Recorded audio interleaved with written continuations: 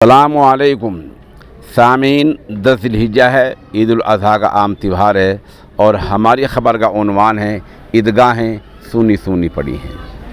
ईदगाहें खाली पड़ी हैं क्यों? सिर्फ़ इसलिए कि हमने ईदगाहों को आबाद रखने के लिए ठोस लाहे अमल तैयार नहीं किया है।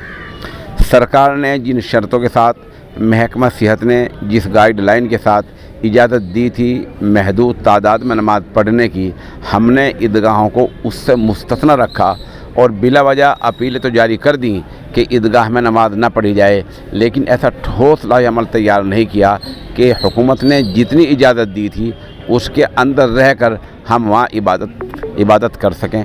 ऐसा ठोस लाहे अमल तैयार करने में हम पूरी तरह नाकाम रहे हैं। खैर, जो हुआ हुआ।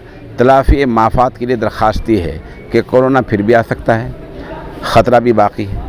आप आइंदा के लिए ऐसा ठोस लाहे अमल तैयार करें कि ईदगाहें वीरान ना हों, ईदगाहें गैर आबाद ना हों, नमाज वहाँ भी पढ़ी जाए लेकिन हुकूमत की गाइडलाइन के साथ साथ पढ़ी जाए। हुकूमत की बात भी रह जाए, अपनी बात भी रह जाए, दोनों में तवाज़ुन रहना चाहिए। न उधर बात हो न उधर बात हो, हुकूमत की भी बात माननी चाहिए क्योंकि हुकूमत जो कर रही है वो हमारे फ़ायदे के लिए कर रही है। चंद ईदगाहों की हम तस्वीर पेश कर रहे हैं। ये ईदगाह आपको वहाँ सूनी सूनी